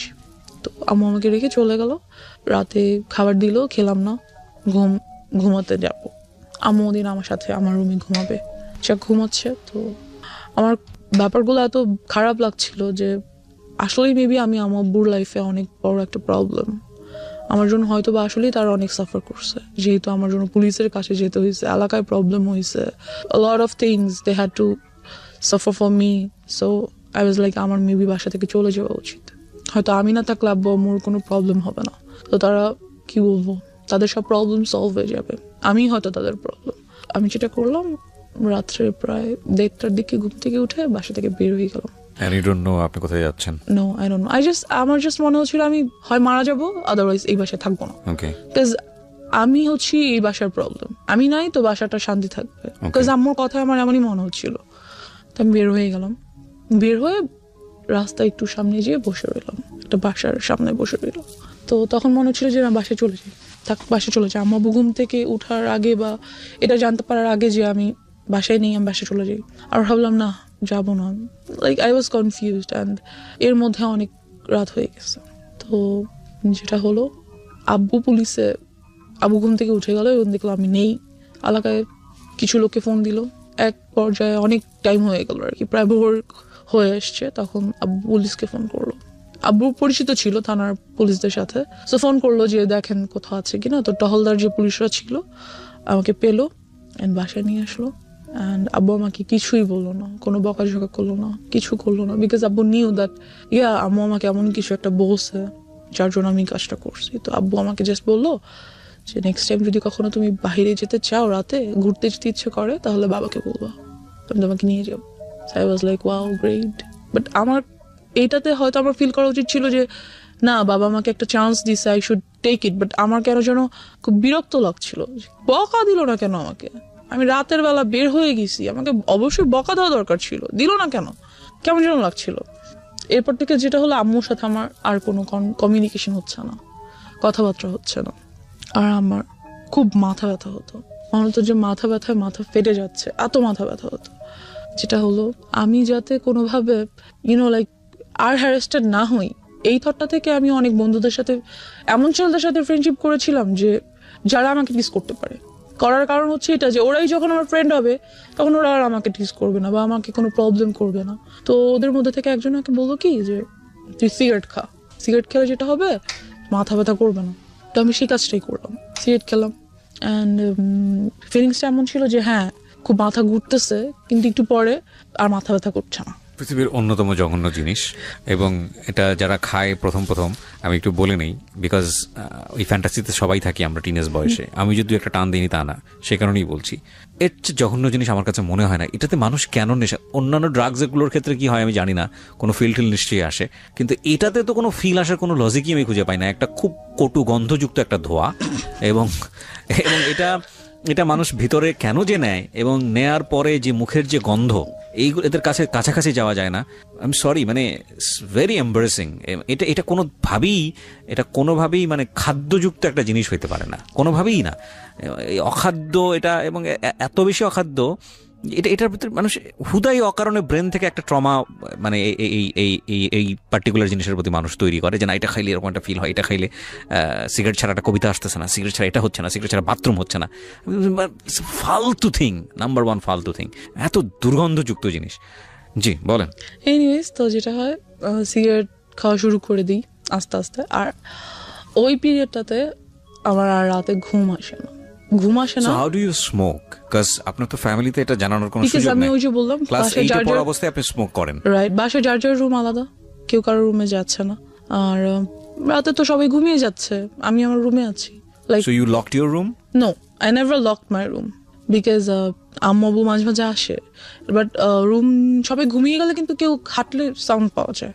আপনি বুঝতে পারেন যে কেউ আসলে আমি ফেলে দেই, ফ্যান ছেড়ে একটু স্প্রে করে দিই, দ্যাটস ইট। এটা আমাকে ওরা শিখিয়ে দিয়েছে, এরকম করলে কোনো স্মেল পাবে না। হ্যাঁ, চকলেট রাখা যায় সাথে। তা আব্বু বুঝে না, আর আসলে তারা আসেও না।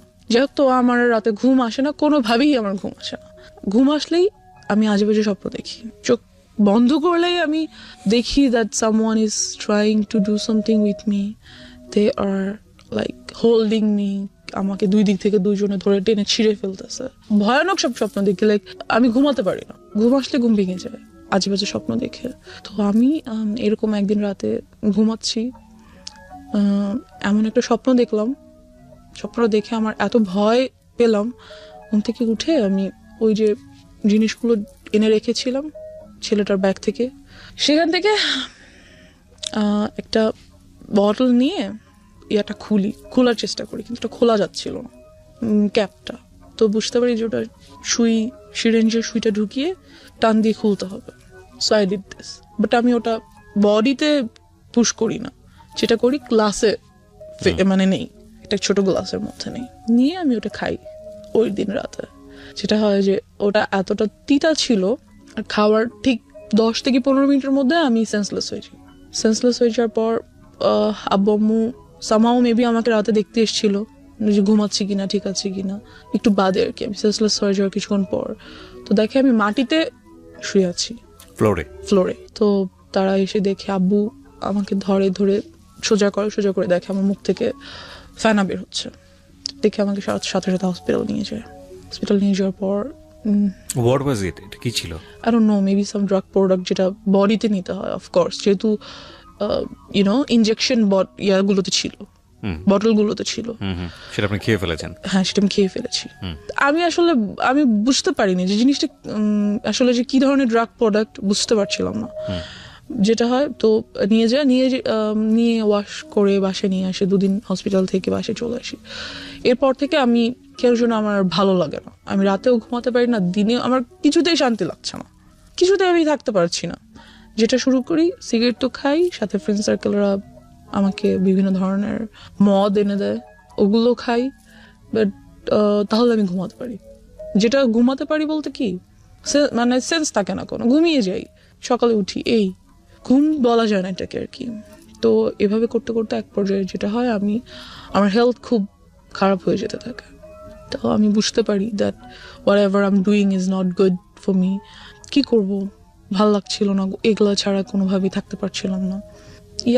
এর বাহিরে আরো কিছু ড্রাগ প্রোডাক্টস ট্রাই করতে চাই, মেবি ওগুলার দ্বারা এগুলো ওভারকাম করতে পারবো, এমন একটা থট ছিল যে হয়তো ওগুলো যদি আমি ট্রাই করি তাহলে হয়তো এগুলো ওভারকাম করতে পারবো, এমন একটা ব্যাপার। তো একদিন একটা ফ্রেন্ড বলে যে ঠিক আছে, তোকে আজকে ইয়াবা ট্রাই করাবো, তার জন্য অমুক ফ্রেন্ডের বাসায় যাবো, ওর বাসায় আজকে আব্বু আম্মু থাকবে না। ওকে, দেন ওরা অনেকগুলো ছেলে সবাই, আর আমি আর একটা মেয়ে আমার সাথে, আর একটা ফ্রেন্ডের ওয়াইফ, ওরা বিয়ে করে ফেলেছে, এরকম কিছু। তো আসলো, ওরা সবাই ইয়াবা ট্রাই করছে।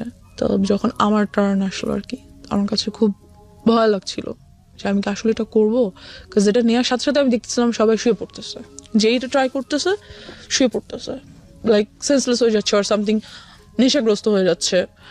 তো আমার খুব ভয় লাগছিল যে আমি কি আসলে এটা করব। তো ভাবলাম যে করবো না, খুব ভয় পাচ্ছিলাম।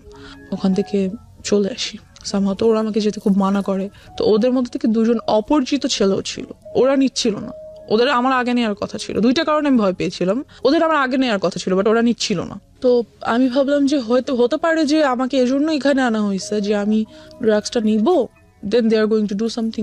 আমার ব্রেনে শুধু এটাই কাজ করছিল, দ্যাটস আমি নিলাম না, চলে আসলাম ওখান থেকে। ড্রাগ অ্যাডিকশনের মধ্যে তাহলে কিছুই পড়ে না, শুধু পরে আমি খুব সিগারেট খেতাম। অ্যান্ড এলাকায় সবাই এটা জানতো, আব্বুকে খুব বিচার দিত। তো একদিন আব্বু আমাকে সরাসরি এসে ধরার জন্য রাতে ঘুমায় না, বিকজ পাশের বিল্ডিং এর লোকের আব্বুকে এটা বলতো সিগারেট খায় আমরা দেখি, হ্যাঁ ছাদে যেয়ে খায় বা বারান্দায় বসে খায় আমরা দেখি। তো একদিন রাতে আব্বু ঘুমায় না, আমি সিগারেট খাচ্ছি, এরই মধ্যে আব্বু রুমে এন্টার করে। আমি বুঝতে পারি না, বিকজ ফ্যান চলছিল, আমি খেয়াল করি না, শব্দ পাই না। তো আব্বু এসে আমার সামনে এসে দাঁড়িয়ে he says, you have cigarettes? I say yes. কিছু করার নেই, আমাকে তো দেখে ফেলেছে। দেন হি সেইজ, আমাকেও দাও, আমিও একটু খাবো। বাবা কখনো সিগারেট তো দূরের কথা, আব্বু চাও খায় না, কিছুই খায় না, কোনো ধরনের আউট ভাত বা নর্মাল খাবার ছাড়া আউট কোনো কিছু বাবা খায় না। হি সেইড, আমাকেও একটু দাও, আমি খাবো। কেন খাও, কি ভালো লাগে? বকা দেয় না আমাকে কোনো। তো আব্বু ওদিন সারা রাত আমার সাথে অনেক গল্প করে, তার লাইফ সম্পর্কে অনেক কিছু বুঝায়। দেন যেটা হয় যে আমি বুঝতে পারি, বাট সিগারেট ছেড়ে দেওয়াটা তো ইজি না, and I couldn't do that. তো আমার যে বেস্ট ফ্রেন্ডের কথা বলছিলাম, সবই জানতো মোটামুটি। এক পর্যায়ে আমাকে প্রপোজ করে that yes, I like you so much and I think you must be my ও জানতো যে আপনার এই আদ্যপান্ত সব জানতো? হ্যাঁ, ও সব কিছু জানতো, ও ছোট থেকে আমার সাথে ছিল। আপনার এই ধরনের অ্যাক্টিভিটিজে আপনার পড়াশোনায় কোনো ক্ষতি হতো না? হ্যাঁ, অফকোর্স, আমার রেজাল্ট অলওয়েজ খারাপ হতো, পড়াশোনায় মনোযোগ ছিল না, এরকম চিন্তা করে দেখেন, একটা root cause basically sexual harassment, and ওই জায়গাটা থেকে একটা মেয়ের জীবনটাকে কিভাবে অন্যদিকে নিয়ে যাচ্ছে। ওকে, তো ওর প্রপোজালটা আমি অ্যাকসেপ্ট করে ফেলি। ও আমার ক্লাসমেট, বাট ও জানি না ও ইচ্ছা করে কিনা বা আল্লাহ প্রদত্ত হতে পারে, ওর সাথে থাকার কারণে দেখা গেছে আমি অনেক কিছু স্কিপ করতাম। লাইক হ্যাঁ আচ্ছা কোচিংয়ে যাও, প্লিজ যাও পড়ো, ওকে আমার নোটটা নাও, লাইক পড়াশোনার ব্যাপারেও আমাকে খুব হেল্প করতো। অ্যান্ড যেটা হতো যে যেই জিনিসটাতে আমি ভয় পেতাম, like if somebody touches me, আমি এটা কখনো নিতে পারতাম না যে কেউ আমাকে টাচ করতেছে। আমার কাছে এসে কোনো ছেলে বসলেও আমার বিরক্ত লাগতো, ভালো লাগতো না। আমি হ্যালুসিনেট করতাম that he is coming towards me, trying to touch me, something like that. আমি মেন্টালি লাইক কি বলবো, উইক হয়ে যাচ্ছিলাম বাট এই কাজটাও কখনো করতো না, যেটা আমাকে ওর কাছে খুব কমফোর্ট ফিল করতাম। Okay okay, because he never use to do this, যেটা আমার ছেলেদের প্রতি অলওয়েজ থিঙ্কিং ছিল, এই কাজটাও করতো না কখনো আমার সাথে। প্রিয় শ্রোতা, জীবন গল্পের এখন পর্যন্ত সেরা কয়েকটি গল্প এবং রেডিওতে অপ্রকাশিত একটি গল্প, একটি বিশেষ গল্প নিয়ে এবারের বই প্রকাশ হতে যাচ্ছে জীবন গল্প part 2।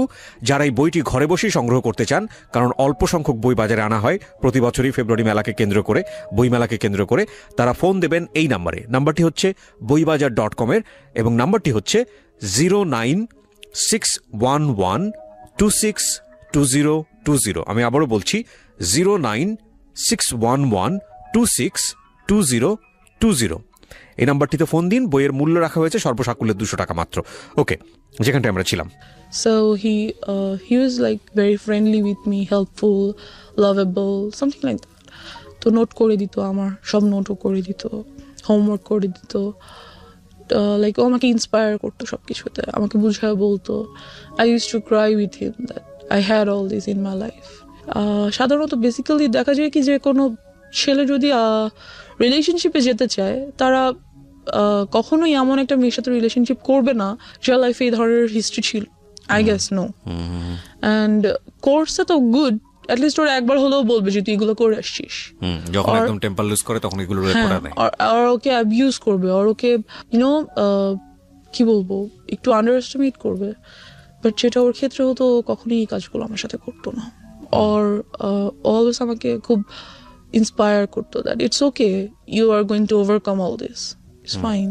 How your family treated you? Because you know, বাবা জেনে গেল যে তুমি সিগারেট করছো, আমি তোমাকে তুমি করেই বলি, বিকজ তুমি আমার অনেক ছোট হবা, এতক্ষণ পরে তুমি চলে এসছো। সো তুমি সিগারেট নিচ্ছ এবং তোমার বাবা তোমার সাথে বিষয়গুলো শেয়ার করছে, তারও পার্সোনাল লাইফ শেয়ার করছে, তার মানে খুব ইন্টেলিজেন্টলি সেই জিনিসটাকে ডিল করছিল।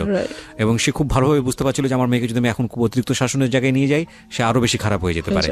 সো খুব ইন্টেলিজেন্টলি সে ডিল করছিল। বাট এটা নিয়ে কি তোমার বাবা মার মধ্যে কোনো ধরনের কোনো ঝামেলা দেখতা?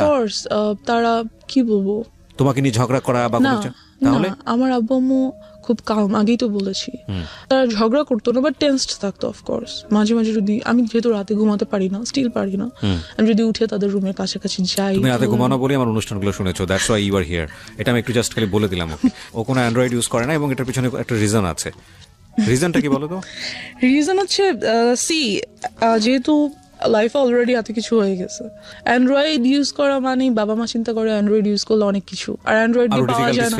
হ্যাঁ, পাওয়া যায় না এমন তো কিছু নাই অ্যান্ড্রয়েডে, সবকিছু পাওয়া যায়। আমি আরো ইনফরমেশন জানবো, হয়তো আরো অনেক কিছুর ব্যাপারে জ্ঞান খুলে যাবে, সেগুলো ট্রাই করতে চাই। আরো বেশি ডিরেইলড হয়ে যেতে পারো তুমি, লাইক তুমি ড্রাগের কাছে চলে গিয়েছো। সো দ্যাটস ওয়াই ওনারা বলেছে যে তুমি এটা থেকে দূরে থাকো, এবং আলটিমেটলি তুমি এটা এগ্রিও করেছো। Of course. সো তুমি তো আসলে অবাধ্য না, যেটা মনে হয়েছে। এবং তারপরেও এই বিষয়গুলো যখন ফ্যামিলি জেনে গেল, তোমাকে ড্রাগের কাছ থেকে সরানোর জন্য কি করেছে তারা? ড্রাগের কাছ থেকে, যেটা আমি বললাম যে ইয়াবাটা মাঝে মাঝে ট্রাই করতাম। ওকে। তো ওটার জন্য আমাকে রিহ্যাবে পাঠানো হয়েছিল। এক পর্যায়ে তারা রিহ্যাবে পাঠালো? যখন বাবা জেনে যাবে। কোন ক্লাসে ছিলে তখন তুমি? 9-এ। ক্লাস 9-এ। আচ্ছা, তারপর? বেশি দিন আমি ছিলাম না অবশ্য সেখানে। বেশি দিন কি, আই মিন টু সে, ওখানকার ডাক্তারদের সাথে খুব কথাবার্তা হতো, আর যা ট্রিটমেন্ট ছিল বাসাই তা চলতো। বিভিন্ন ধরনের মেডিসিনস অ্যান্ড ট্রিটমেন্টস, ওগুলো বাসাই হতো। এই তারপর আস্তে আস্তে সেগুলো থেকে চলে যাই। অ্যান্ড আল্লাহর রহমতে আমি এখন কোনো কিছুই আর নিই না, nothing. I'm totally out of it. এখন তো ফ্যামিলি সবকিছু জানে তোমার সম্পর্কে। হ্যাঁ। তো সবকিছু জানার পরে তারপরে সবকিছু বলতে জানে আর কি, মানে ডেফিনেটলি তুমি যেগুলো এখানে যেগুলো বলেছো সেগুলো থেকে আমার কাছে মনে হয়েছে যে অনেক কিছুই জানে। তো এরপরে তোমার প্রতি তাদের যে আচরণটা, সে আচরণটা কি তোমাকে কমফোর্ট দেয় ফ্যামিলি এনভায়রনমেন্টে? হ্যাঁ, of course comfort. They are a comfort zone for me, of course they R.